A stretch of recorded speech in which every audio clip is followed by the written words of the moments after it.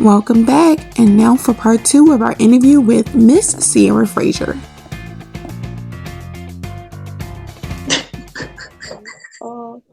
Hi, Ciera Fraizer.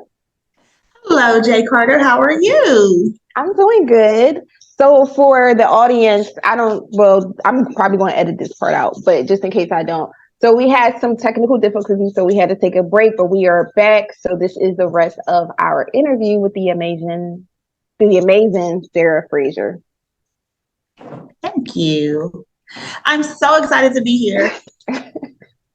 I'm so excited to have you. I feel like sometimes I get like the like in my history in my Google Photos, I'll get like the histories of like one of our old photo shoots, like the good, the bad, and the ugly. And I'm just like, and I just be reminiscing, like, oh, this is so cute. Like, I have a soft spot in my heart for the little movement we created back in the day. I just want to say that you were like my first boss, like real boss friend. So I definitely like, we had that connection to where like I was able to connect with a boss woman. And we just really like created magic. So I feel the same way.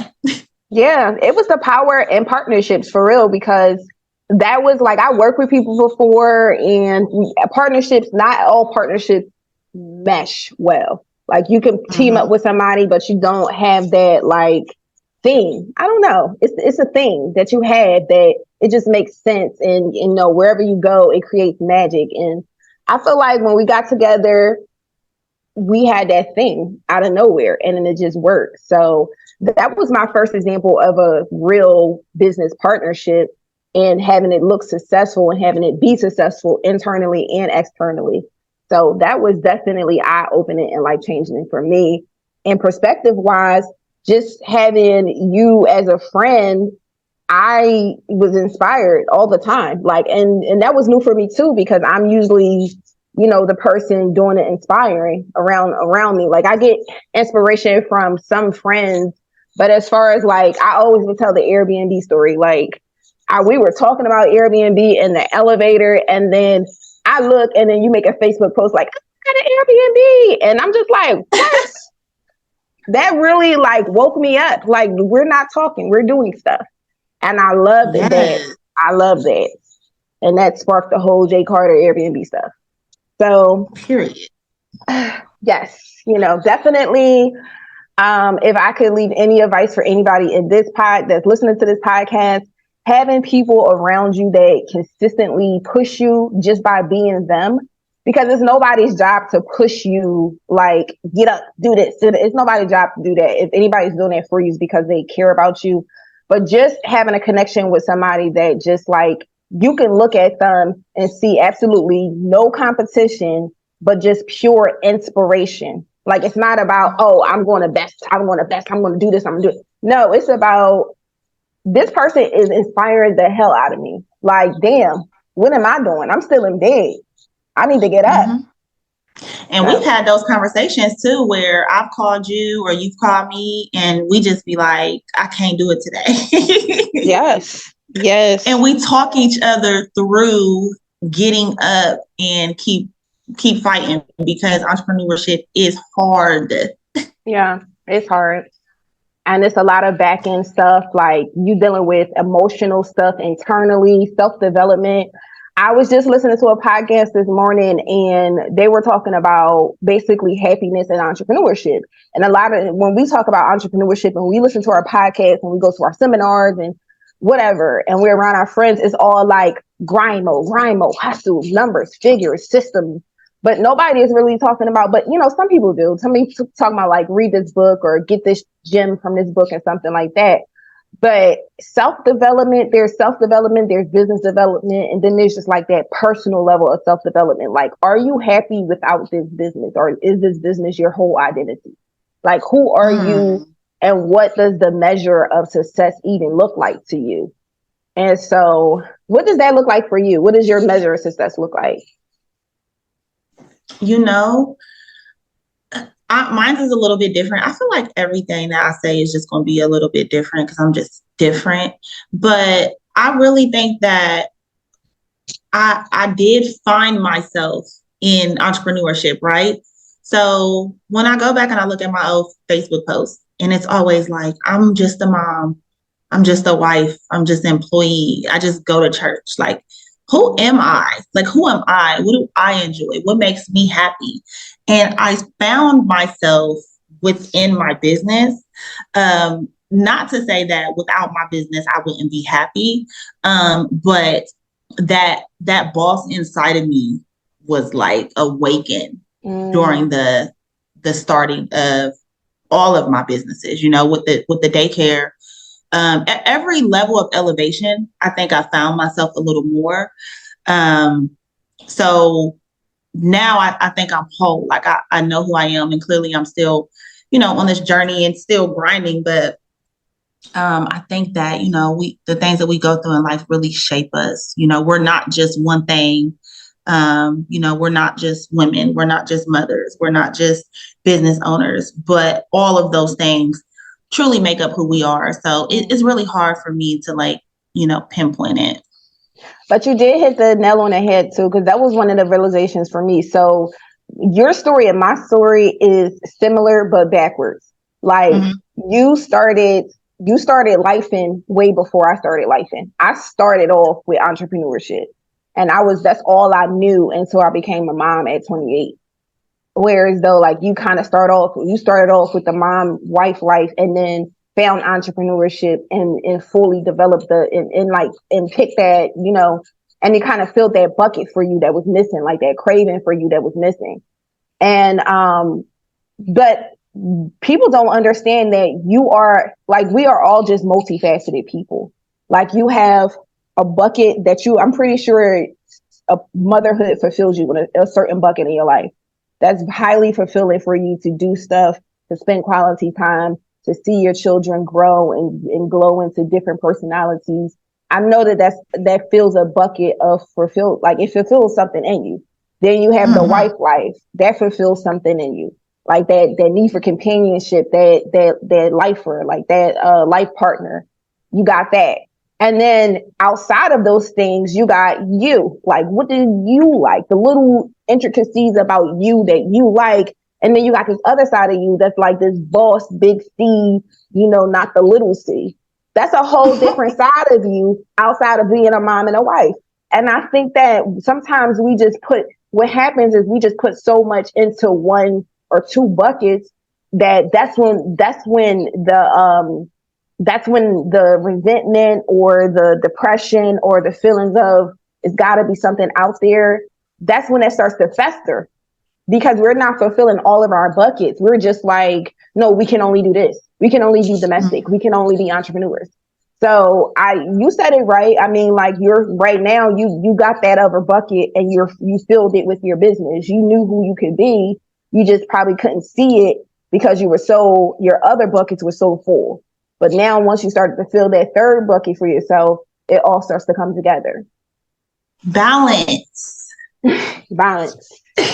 Balance. There is a song by Stacey Orkle, and it's very old, but it's called More to Life. And it basically just talks about like there's got to be more to life than chasing every temporary high that excites me. Like, and I think that, when I say balance, it's like, we do have all of these different pieces, but at the end of the day, I think all of us are just searching for more. Like, what's next? Like, there has to be more. So, but that's ambitious though. That's how you're an entrepreneur. Like when you're always looking for more in the next thing, and you're just a well-rounded individual. Because if we stay the same, then none of us would evolve. So, I like that. Yes. So, do you think that entrepreneurship can be taught?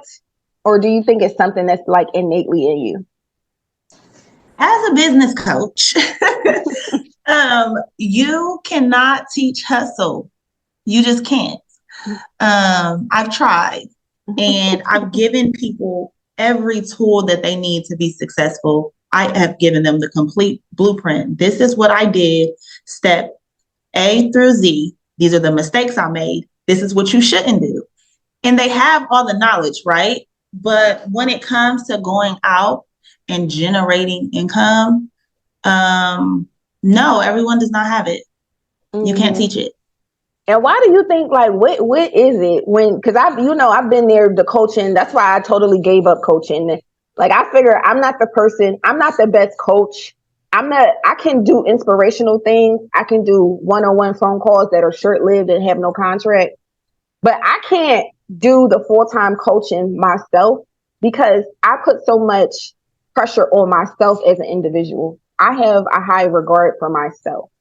So I'm going to have that same regard for somebody that's coming up under me. And if I got to drag you out of bed, put your clothes on, force you to do this, I already have a child. I can't do that. And it's also a great feeling to see the people who actually take action and to see them flourish and to see them develop. And it's just kind of like the proud mom moment. But that level of stress for those hard-headed ones, I can't. I'm in a season of protecting my peace. Exactly. I feel that wholeheartedly. Coaching is not for everyone. Period. It's definitely a struggle. But what I've also learned is that sometimes location is very important. As a business coach, I've seen people who are in certain cities that business is moving around them a lot, and they seem to adapt to the hustle a little bit better versus cities that are a little slower, not a lot of movement going on, maybe not a lot of entrepreneur spirit in the city, who just really can't seem to get it. So I think it just depends. I also think it depends on how you were raised. And then do you have the spirit of, get knocked down and lay down, or get knocked down and get back up too? So it's a variety. It depends on where you are in your life. It is definitely different layers, because you can take somebody that, like, I'm originally from a lot of places, Jamaica, but I was like from the US, I say I'm from Philly. So in Philly, it's just a hustle culture. Like, that's right next door to New York. So I don't know no person. Well, I know people in Philly that don't have a hustle. And I guess that's my point. Like, but in Philly, I always felt like when I moved to like a slower state, like there was a point in time I moved to South Carolina, and it was just like the city I was in was just much slower. It was driving me crazy because I was coming straight from Philly. And people, like, I'm just like, where is the hustle? Where is the grind? Like, people, nobody's getting it. Whereas though I'm used to Philly, we walk fast, we talk fast, we move fast. Like, nothing's happening slow in Philadelphia. And then you got, you come to another place and just people walking slow, they moving slow, they doing everything slow to the point where you just going crazy.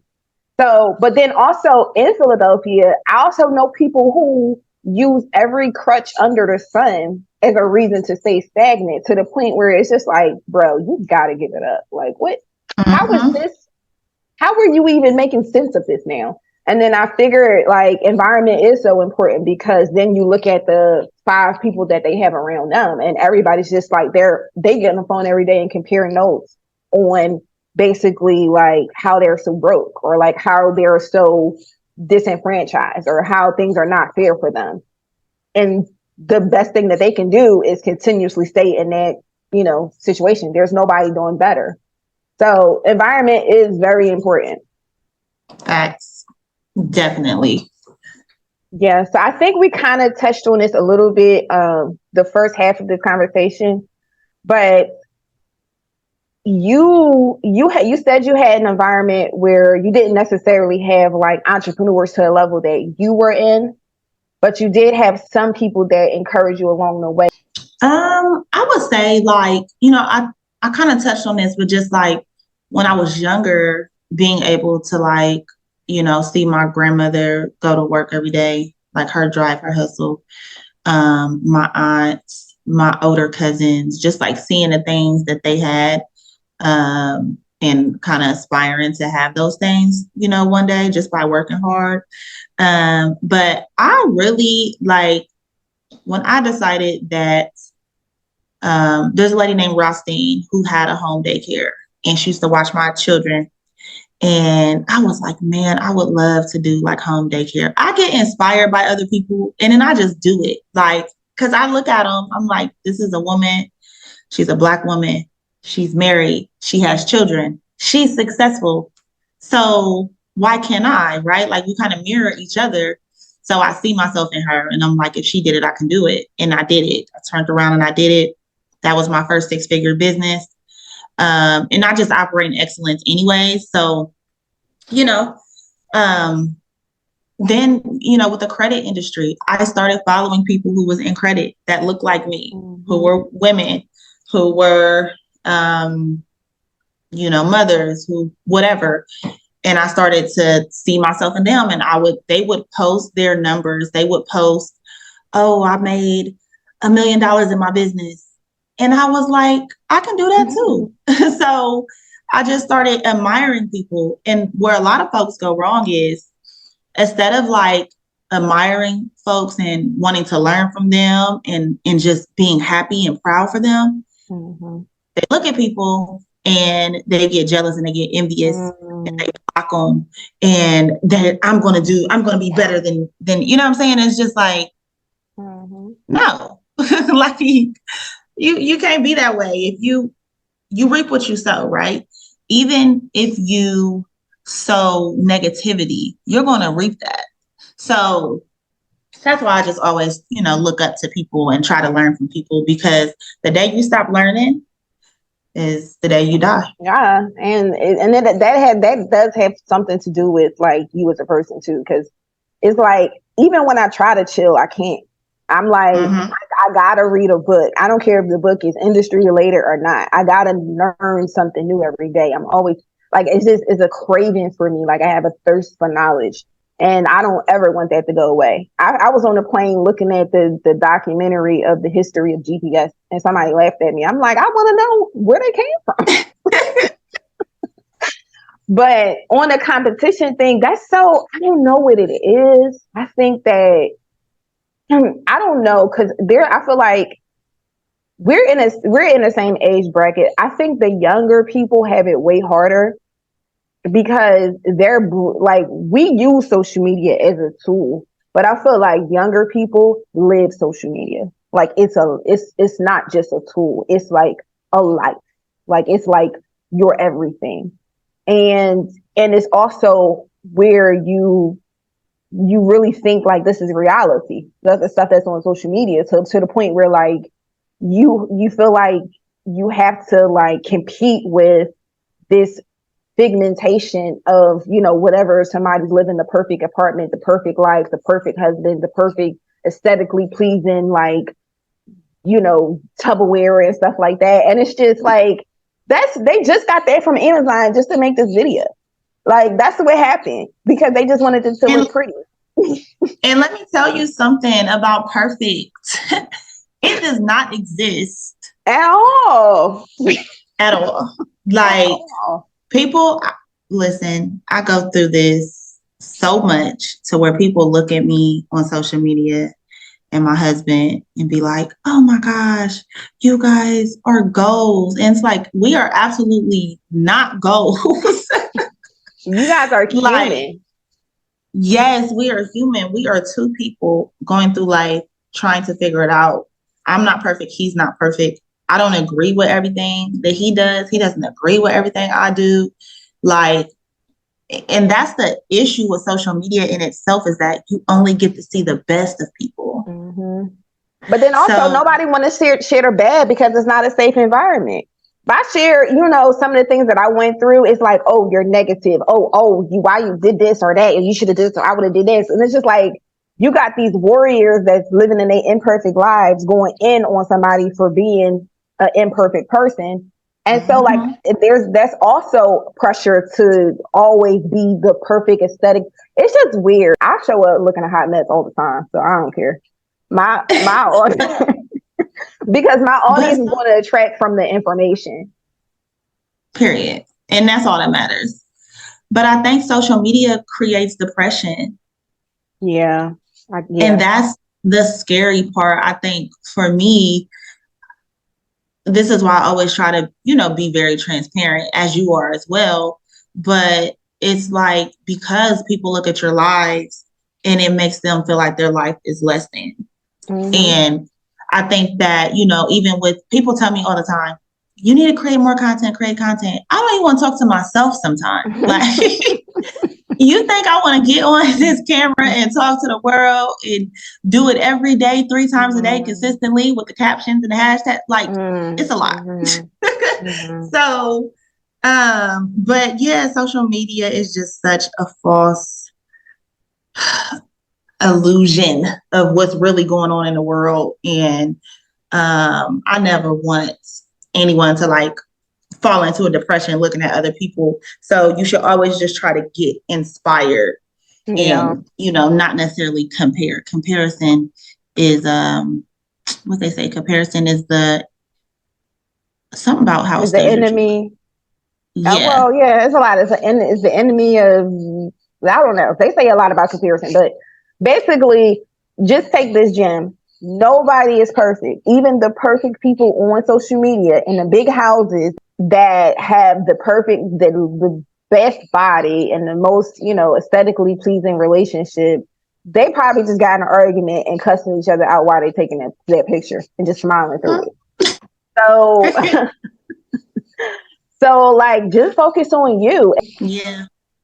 If you're following somebody that makes you feel like, even if you're trying to work on yourself, your self-development, and you're following somebody and they're perfect and they're so perfect, and that person, even though you want to root for them, internally is making you feel less than, it's okay to unfollow them temporarily. I didn't say unfriend them or block them or do some ignorant stuff like that. I mean, like, just unfollow them and give yourself a breather, because it's not about them, it's about you. If you can be honest with yourself and say that, I can't see them living their life happily without me feeling bad about my life, take a break.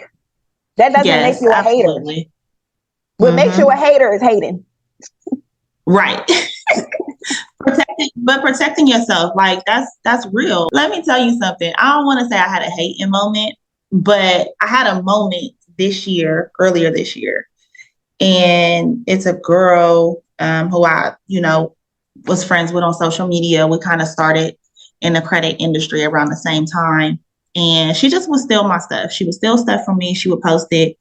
And then she would act like we was cool. And I was like, okay, so maybe she's cool, So we would kiki. And I logged on to the internet right around my birthday, like maybe a day after my birthday. And I seen like this girl's first quarter numbers. And when I say the first quarter numbers was like 500,000, and I was like, ain't no way. Like, this girl be stealing from me. Like, there's no way that she did 500,000 in the first 3 months of the year. And I'm sitting here like happy with my little maybe 200,000, you know what I'm saying? Mm-hmm. So I'm like, okay. So I'm like, man, I'm just feeling defeated. And I'm like, am I hating? I literally was off of social media for the entire month of April. And I had to pull it together. Like, I didn't want to see nothing. Like, I just felt defeated. And just recently, this girl just got like all these charges for like scam and like what? You can't say the name, can you? I cannot say the name. But if you know, you know. And it's just so crazy. Like, I let that take me off the internet, child. Like, I was like, oh my gosh. And then it's like, God always show you, like, what I have for you is for you. Yeah. So, but I needed that break. I needed to take, it really shook me up. I needed to take that time and be like, I don't want to see what she posted or anyone else, because I'm in my feelings, because I should be going harder. I should be making more. Yes. I should be impacting more people. But then God brought it back around and said, girl, if you just sweep around your own porch, you'll be okay. You don't really want those problems, right? I thought I did, but now I don't. So, it's about protecting yourself, but also just knowing that what God has for you is for you regardless. Exactly. And sometimes listen, let me tell you, the name of this podcast is called Soft and Wealthy. And at the end of this conversation, I'm gonna ask you what soft and wealthy means to you, because everybody has a different perception. And every time I do an interview, I'm interested in seeing somebody's perception of that. For me, one of the things that makes me soft and wealthy is that I stopped trying to steer my own life. Like my last social media break, I wiped everything clean that was holding me back as far as like with my relationship with God. And I really got into that. Like I was literally got my pink Bible with my Bible highlighters and my special Bible pens. And I like really formed like a little circle around like the word. And we still do every week, Bible study every week. Like I change the people that's around me. If you're not of that life, I don't want to talk to you, because if I make a reference, I don't want your eyes to glaze over. Girl, I hadn't drank. Well, I did drink on my birthday, but I had one drink on my birthday. But I haven't drank.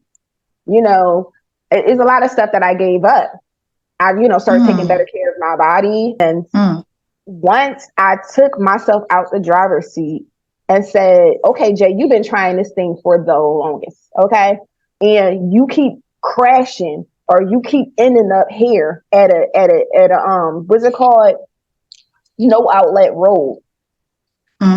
Get out of the driver's seat and let him take control. And he's going to show you exactly where you need to go, who you need to be around, who you need to talk to, and what you need to do to make the impact that you're here to make. Because clearly you're here to do something. And once I did that, let me tell you, I don't even stress. I promise you, I don't stress. I used to have really bad anxiety. I don't stress because I give it to God, every single thing. And I feel like that's something that people say, but they don't do. I literally give it to God. I have a bad day. I roll over and be like, God, you got this. Let me know what to do later. And then it works out, or it doesn't work out, and I have an opportunity to learn. So I had to regenerate how everything works in my brain, to literally give it to him, let him take the lead. And I'm just coasting at this point and following his signs and following his directions. And when he talks to me, I'm listening. And if he says go left, that's where we're going. He say go right, that's where we're going. And that has created such a soft feeling for me. Like I was able to release so much more because I knew I wasn't driving. I love that. I absolutely love that. And it's so accurate, right? Like you're on point on so many levels, because when I started my company, I was heavily into church, right? And I was just, dedicated my whole life to the Lord. And I had so much structure. I had so much balance. I, had everything written out every Sunday. I knew what I was making for the whole week. I paid my tithes and offerings. My budget was intact. My life was really in order because I had God, right? I had that structure, that foundation. And I quit church in 2020 for some wicked stuff that was going on. But I thought that I didn't need church. Like I thought that I could just, and everybody doesn't, right? It's to each his own. But I'm one of those people who needed to be somewhere on Sunday morning. You know what I mean? Like I needed that Wednesday midweek check, like, or else, because I'm not I don't want to say I'm not a self-starter, but sometimes I won't do it on my own. You need structure. So, exactly. I need structure. So when that left my life, then that's kind of the marker I go back to when everything starts to fall apart. And just recently, I've been really getting back on a spiritual level. And when I tell you that I laid on my floor, I prayed, I cried, I gave everything to God, and I really had so much joy and peace. And it's like, no matter what happens, I know that he has me, right? There's not been a situation that I have faced that I have not been able to get through. So nothing is too hard or too big for God. And I think we make the mistake of trying to figure it all out and trying to juggle it all when we really don't have to. So that's powerful what you just said on so many levels. So let's get back into to the business and to the story. So when you started the credit repair company, how did that look for you? Like starting, like did you just, because in my opinion, I feel like you started and then out of nowhere, he was like, boom, Ciera Fraizer. And I'm just like, hold up. Because I know a lot of people that have credit repair companies and it's only a few amount of people who took off how you took off. Did you know that? Yeah. I have that effect. What did you do different? I'm learning to walk in my truth. I have that effect. I think what I did different was I was consistent. I was not all over the place. I was credit. I was all credit and I was nothing but credit. So you didn't come to my page and get confused about what it is that I do.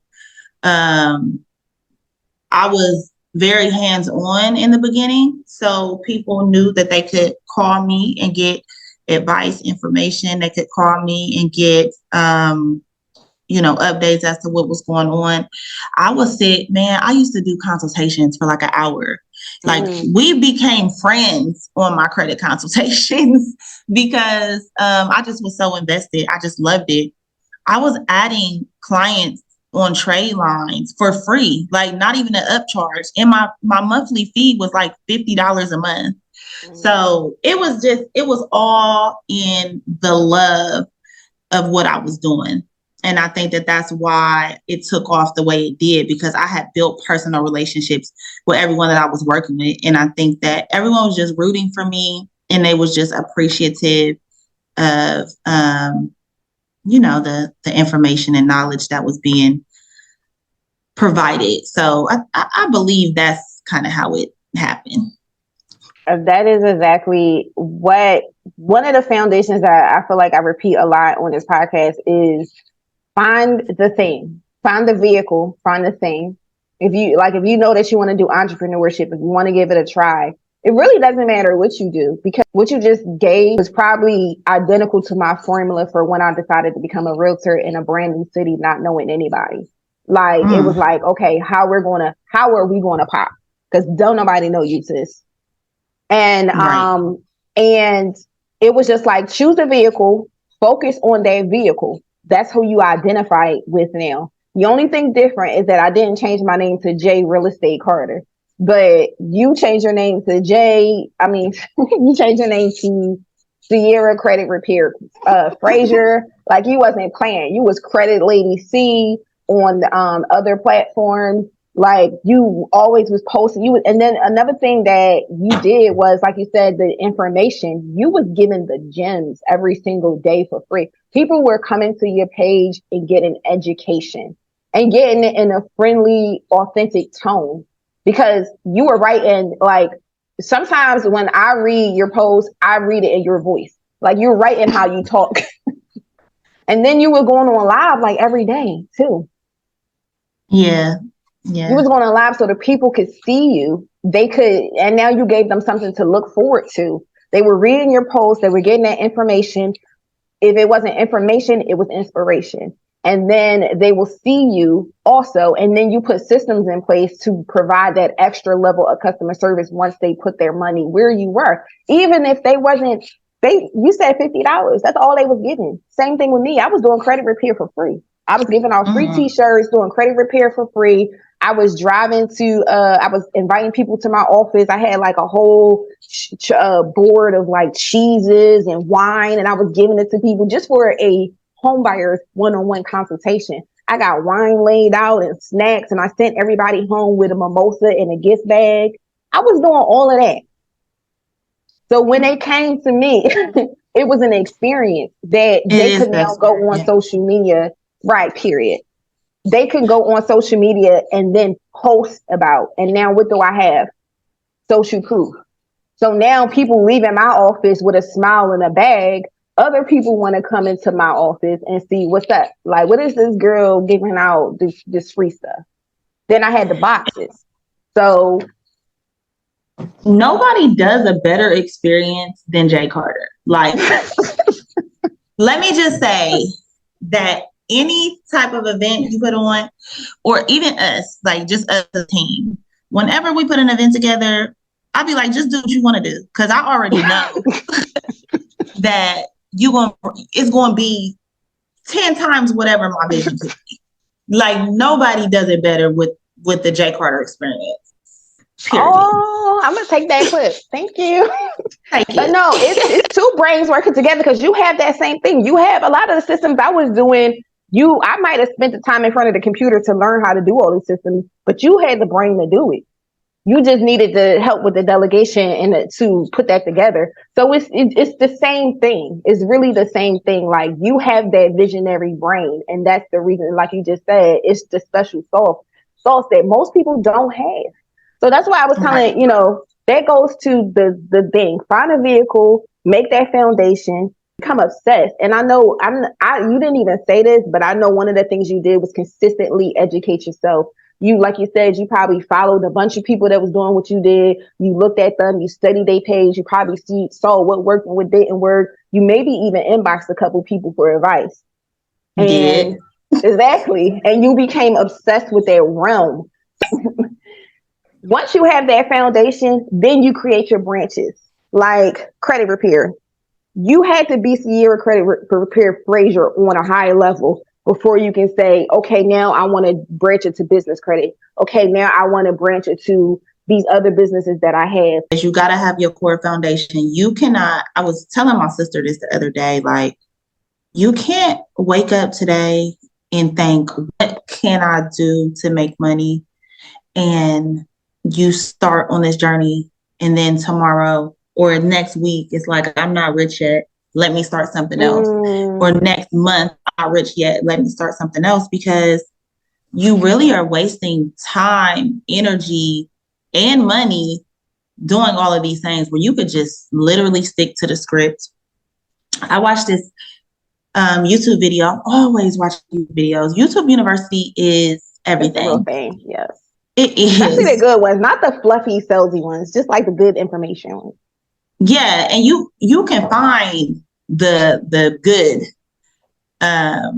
videos, but I watched a video the other day, and it was just this guy, and he was like, yeah, I create these Facebook pages, and it just is about random things. Like, it could be about fishing, it could be about fitness, X, Y, and Z. And I just post, content on there. It's not my face, it's not my videos. Like, basically just taking information and putting it on the internet and growing these pages and making money. And he never has to do anything. Like, which one was it? Because I was listening to that podcast this morning. What was it? Was it on a podcast? It was not on a podcast. It was just like a guy doing a video. I took the notes. I can't remember what his name actually was, but I'll find it. I'll go in my history and find it. But yeah, it's just like, you have people out here who are getting, like, if you're creative, you'll figure out how to create income without having to do much. But it's about that creativity factor. Yeah, it's that mindset. And that's the thing, like, there is a such thing as entrepreneur overload and shiny penny syndrome. And and that's prevalent on YouTube, because everybody, my feed, and I'm pretty sure your feed might be the same. It's all, most of the stuff that I watch on YouTube, it might be a little ratchet in there here and there, but it's mostly like entrepreneur podcasts. So that's all my ads. It's like, find out how I made 6 figures or 7 figures and doing this and this secret business that nobody is doing. And I'm just like, and I'll be the person that just watched a little webinar and be like, that was interesting, and just go on with my day. So it's just like, it's a lot of information out there, and it's so easy to want to hop around. And you like, it's harder work to stay on that thing. Like, you got this faceless YouTube thing that I'm just like, I was taking my notes this morning, like, oh, we definitely putting that on the list. Like, what? And he okay, we can do that. We can hire VAs. Yeah, because is the goal to get money. Like, this whole content thing that's taken over the world, where everyone is like, you know, doing videos and things, that's not my goal. My goal is to not have a bunch of people know who I am. Yeah. I would rather my money, this real estate, like we're closing on a property today in 2 hours. Literally. And this has been like, I kind of, all I want to do a little bit is real estate and coaching.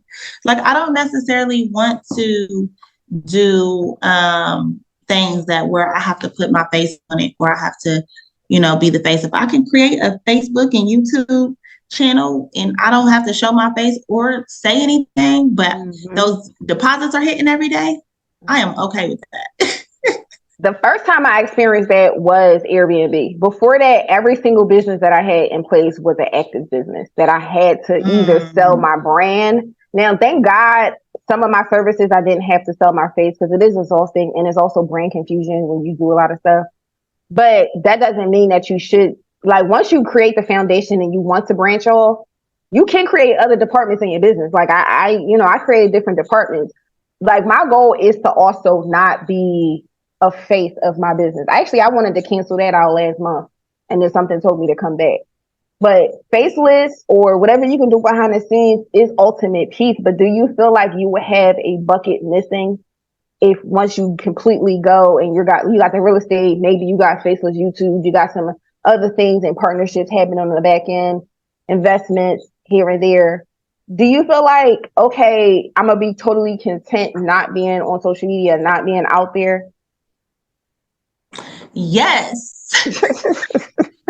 When I tell you I want to fall off the grid and I want to, my daughter is graduating high school next year, and I want to just take off for a whole year and travel the world with my kids and my husband, and not get on social media and just really like live in the moment and not have to worry about social media at all. Like, I don't like going out in public and people knowing who I am. That's just not, I don't know. I didn't realize I came with this. And I'm socially awkward in real life. So people are like, hey, Ciera, or hey, Big C. And it's like, hey. So what do you say from here? Yeah, you know what I mean? Like, it's just, but I love everyone. I truly do. But just, sometimes it gets a little weird. Like, I wish that my mom used to tell me that when I first got started, like, girl, such and such came up to me at the grocery store and was like, you see, she was like, I just kind of worry about you. And, even with my kids, my daughter is at work and she's like coming up to her like, oh, you're Ciera's daughter. And it's just kind of weird. Wow. Like, yeah, I don't like it. Yeah. For me, people's always coming up to me on days that I just really should not be seen. Like, I just want to be an ugly mom today. I don't want to be like I don't want to be on. I'm not beat. My hair is a mess. Like, can you just act like you don't see me? I would prefer it. I remember one time I was in a grocery store and we had masks on. So I was like, I'm good now. I'm like, I got my hat on and my mask on. And somebody was like, Jay? I was like, how did you? That's like, I can see your eyes tell everything. I'm like, girl, it is definitely not for the weak at all. But yeah, that's how it be though. And I'm more than ready to just walk around and have a bank account filled with trillions of dollars and nobody has to know that I have it. Because it also comes along with, let me hold something. I know you got it. No, I don't. All money is tied up in investments. Get somebody else to do it. That's a very strong misconception that they have about people too. And that's why I see some people post like their numbers. I post my numbers when it came to Airbnb for inspiration purposes only. I would never post any numbers. Yeah. For me, it's kind of like, I don't do it anymore. I used to for the same factor, for inspirational purposes. Like I said, I used to watch other people and they would post their numbers and I would get inspiration from that and I would go and do it. I kind of have a hard time with that one. But for me, I think it'd be people like cousins, second and fourth cousins that like you haven't seen in 15 years or you don't talk to at all. Or just, you know what I'm saying, random stuff like that. People who never, don't even know my kids' names. You know what I'm saying? Like, or people who just see me on social media and they see like, you know, my story. Oh, you know, I didn't have any money and I was in the system and, you know, all the things. And then they're in my inbox like, I'm so inspired by your story and I really need a car. What? Yeah. So okay. You listen, do you ever seen this TikToker called Keith Lee? Yeah. I love him. His spirit is so good. I could watch him all day when I'm feeling bad and he just put me in a good spirit. But the restaurant guy? Yeah, the restaurant guy. He just sit in his car and eat food. Yeah. Okay. But also genius. But I was reading his comments and somebody was just like, because this is one of the videos where he was just like giving, like he just blessed somebody with something, like a waitress with $1,000 or something. And somebody underneath the comment was like, I just need to run into him at the dealership because I know he's gonna buy me a car. And I'm just like, ew. Like it is people like that. That's just like, and also when they see you doing things like, you know, paying people's rent or doing this and you make the announcement like, oh, we just helped this family or we just did this and we just did that. I had someone in my inbox and they was just like, I saw that you just helped this family and I'm really going, I mean, I don't know how to take it really, but they was just like, well, I'm just going to do a whole hard time right now. If you can send me, you know, and they sent me their cash app. And I was just like, I don't know. Cause I do have a charitable spirit and I would give, but also, I don't know. What is that? It's a weird feeling. Like, why you just send me your cash app? You know what I've started doing? This is going to sound crazy, but now, you know, you got to have a budget for everything. Okay. This is the budget that I'm spending on Christmas decorations, right? Like I have my little Christmas decoration budget right now. This is the budget for food. This is the budget for people who need stuff. I have a $500 budget for people who need stuff. And I pray that they pay it back because whenever they don't pay it back, that $500 dwindles down and then it's gone. Like I did my part. Like first come, first serve. And it's for the year because my accountant sent me a line by line and she's like, hey, I need you to let me know, you know, what these items are for. I sent over $2,000 in cash apps in 4 months to just random people. And she was like, this has to stop because you can't write this off. Why you can't write it off? It's not charity. They don't have a 501. Like, so, but it's like someone sits it in front of your face and it's a line by line item and you realize how much you give. It is a blessing to give. Yeah. It's just like, but when you're giving, everything set up for you. Do you have your kids' custodial accounts that you're investing in every single month? Are they on track to be a millionaire by the time that they turn 18 or 25 or, you know, however you have it set up? Do you have life insurance? Is your credit good? Do you have an emergency fund? Do you have 3 to 6 months reserve of your expenses if you lose your job or if something happens with your business? If those things are not in order, you really are not in position to give. That's just, I feel like a lot of people, we're giving out back like we really don't have. And for women especially, we give so much that we're depleted. And I'm not just talking about financially, but I'm talking about emotionally. Yeah. We're depleted and pour back into us. Most of the people, when I say family members that reach out to me for help, it be grown men. So, and older than me, and I'm pretty old. So it's like we have to start guarding ourselves and making sure that, I'm in the process of doing an e-guide, and it's called Girl Grow Up. But it's like, we got to grow up.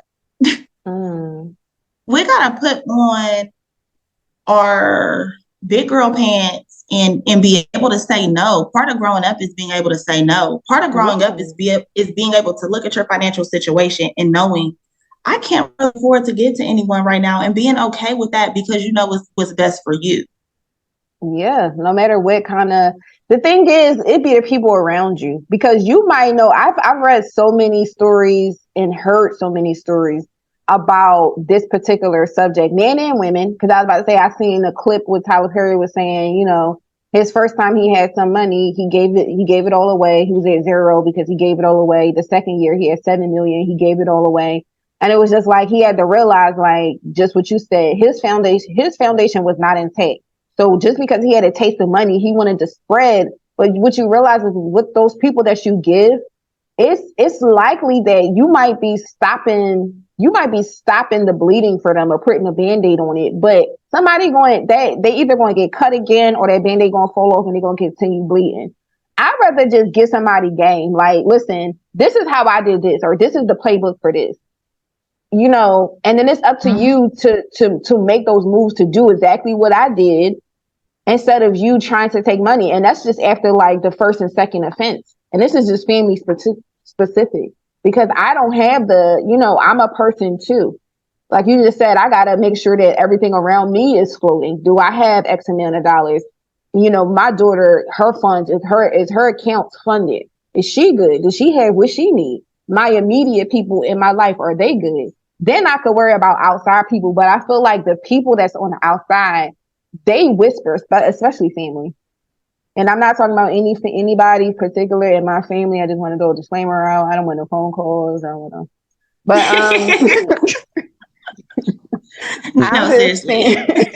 I'm just saying, like, people, they start talking about you. Oh, she got money, and she thinks that she out there doing this for that person. She should be doing. Everybody got something to say about what you need to do with your money, while they sitting there doing nothing about theirs. Oh, preach.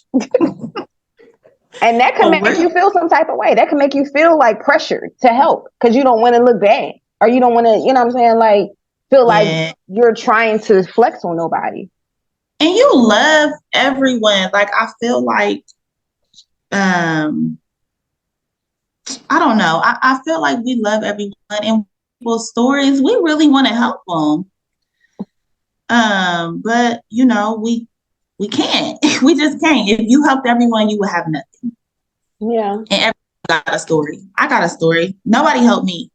Part of my story is my brother, my mom's son. I asked him to borrow some money one day, and this man was like, why? What your dude doing? What he got going on? Like, gave me all this slack. And it was gas money, honey. It was like $20. I said, I never asked nobody for nothing else in my life. And sometimes it takes a situation like that to bring out, like, don't nobody got you but you. You know what I'm saying? Like, but it's the reality though, and it makes you stronger. Yeah. So yeah, that he was like, what? Where your baby daddy at? I'm like, oh, okay, cool. Don't worry about me no more. I hate that though, because if I ever gave somebody money, one thing I didn't do is drill them. Like, because I can understand when somebody is just in a tight spot, like, especially if I know the character of that person. This is outside of the people that just live in their own funk and then have their hand out waiting for you to help them live in their own funk. I'm not talking about those type of people. I'm talking about people that are like, you see her out here, or if you see him out here grinding, they like, working and taking care of their family. Maybe the car, the tire is blue and they just don't have it, and they've been putting mad hours in and rent is due. I'm more compelled to help that person because I know that person is a grinder. Don't even give it back. But one thing that I would do is, like, if somebody asks me for money, and like that kind of person, if they ask me for money, I'm not going to make them feel like the worst person in the world asking for help, you know, and I feel like that's a fine line too. I never give somebody the third degree because I myself have been in situations in my life on my journey where I had, you know, 1 month I had 4 or 5 figures in my bank account, and then the next month I got payroll, rent, bills, expenses, this, that come out, and I'm just trying to get by. And I had friends help me out. But nobody ever gave me the third degree because they knew me as a person. And I always appreciated that. And I took that in the most humbling way because, and I also gave myself a lesson too, like, because I have been a person that gave somebody the third degree before in the past. Like, same thing, like, well, you got a hold, man. Why should I be giving you this? And you got a hold, what you doing? People don't need that. It's either you going to help or you not going to help. Like, that's all I need. Yeah, because it's hard enough to ask. Exactly. But it got to be the right person, though. Like, that's where we separate. It got to be the right person. I'm not going to give the right person a third degree. I'm just going to help. And I'm not going to give away nothing that I can't lose. So you probably, based on your situation, I know it's probably going to be a tough road for you to get out of that. I'm not even going to ask for the money back. That's just a write-off. Or I guess according to you, it can't be a write-off. So that's just a loss. I would have spent that in Target anyway. But right. Yeah, I think it's just that ultimately, I do agree. People shouldn't lean on other people, but we should also have a community where we can lift out our hand and ask for help and not be shamed for it. Yeah, I agree. It's a thin line. It's a thin line, you know. Like I said, it's just a thin line. I think that if it's a person that I love, that I'm, you know, that I have a relationship with, that I see trying, I see you every day, you're trying, I'm going to always be open to help you. But if you a person that, you know, only hits me up when you need something, you always need something. If I don't give to you, you're mad at me type situation, then nah. Yeah, then talking or if I don't know behind my back. Yeah, that one too. Yeah, like no.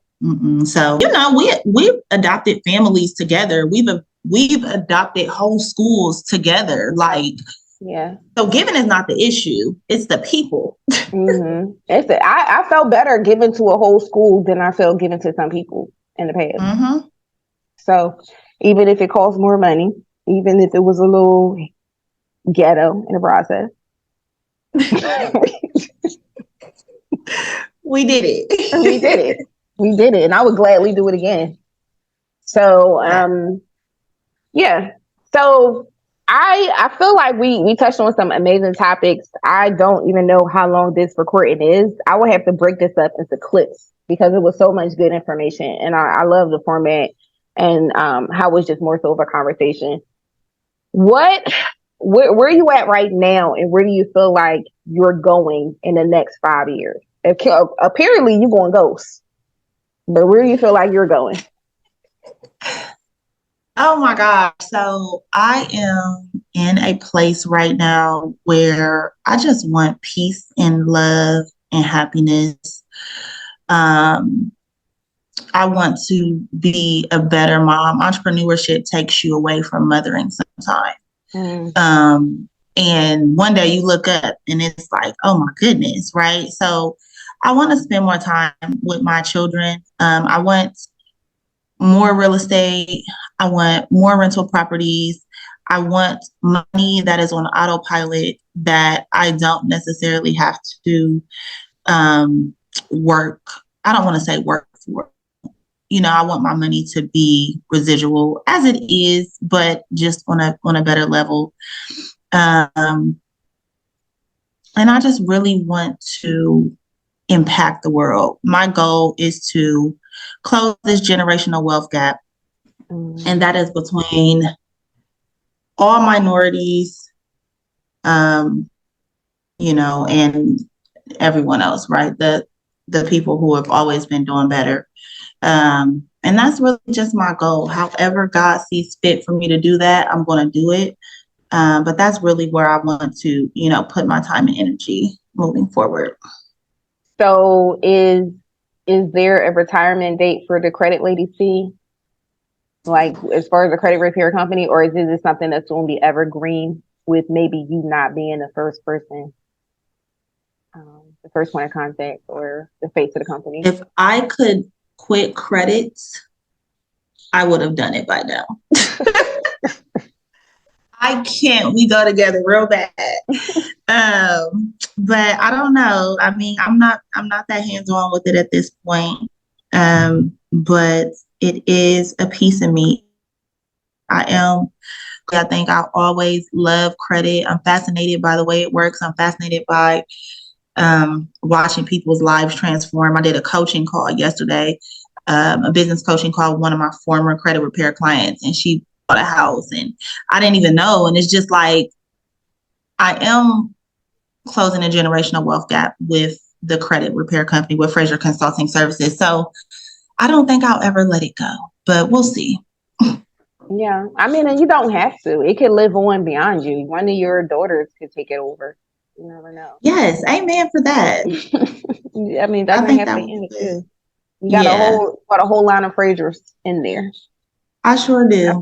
3 of them. So, what does soft and wealthy mean to you, Ciera Fraizer? I'm gonna be completely honest with you right now. Soft and wealthy for me is waking up in the morning and my husband is paying every single bill that I have. And we are really getting close to that point. Thank God. We are getting very close to that point, but that is soft and wealthy. I think, we're not going to go into relationships, but going 50-50 is cute. But when you get in this business space, me and my husband have had 2 very separate journeys as it relates to being business owners. His businesses has always struggled, and he's always, had his companies in the negative, in the red, barely making it. And now he is at a point where this probably went on for about 4 years. So I would say my businesses and my companies were kind of covering all of our expenses for about 3 or 4 years. So now he is at the point where his businesses are doing well, and I have moved everything over to his account.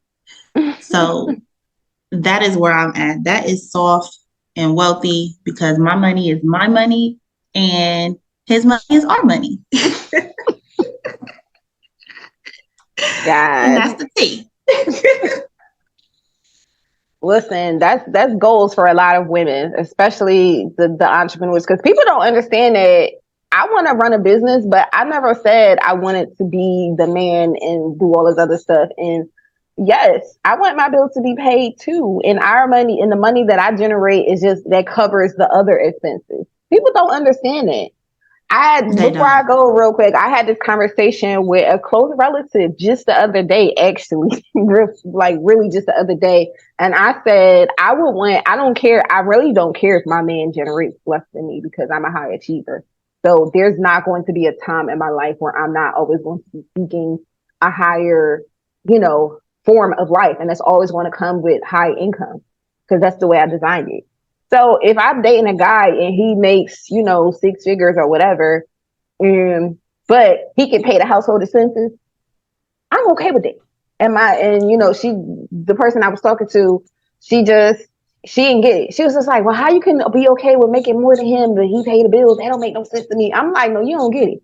If I don't have to pay bills, I don't have to pay the bills. As long as he got other things covered as far as like his personality and stuff, and he's totally content. I don't care if he's content working that job and making that 6 figures and paying the bills, and he takes pride in paying that household bills. You do you, boo. That's what I want you to do. That's great. Go ahead. I'm not going to demasculate you at all. You do your thing. You good at that. Go ahead and pay those bills, boo. That's what I want. Right. I love that. Yeah. And then, the money that I make, that's just going to help us. That's going to help the whole family grow well. It is. I mean, it's just a fact. You know what I mean? Like, we're going to have to do a part 2. We do. Or maybe like a different podcast or something, like, because that's more like going into like life stuff. This is more just like, you know, business and encouragement of development. Yeah, I got you. Okay. But yeah, we definitely need this because I got stories, I got journeys. Listen, we could talk all day. Yes. But yes, thank you for coming on, and I'm so happy that you're getting to that soft and wealthy life. Yeah, thank God. Thank God. Yeah. So do you have any final words for the people, any advice based on all of the random things that we talked about? What would you want to leave the people with? I will leave guys with what my father left me with. And it was stay true to thyself. You are enough. You don't have to change. You are who you are because that is who God made you. All you have to do is stay true to yourself. Your steps are already ordered. So don't let anyone knock you off your square. Don't let anyone tell you that you should be something else because you're good enough. And I just think if you follow that and continue to grow and elevate and learn and structure your life accordingly, then you will be just fine. Amen. All right. So we're going to end this podcast. Thank you so much for coming on. And for the listeners, stay tuned because there's another season dropping in 2024. But before you get to that season, please share as much clips, as many pieces of audio that you can share from this. If you found some value from this podcast, go ahead and tag me or my guest, Miss Ciera Fraizer, and just like tell us what you got from this podcast and how it might have helped you in whatever season you are or whatever feedback that you might have from us. So I just want to thank you for tuning in, and I will see you again in 2024. Thank you. Bye.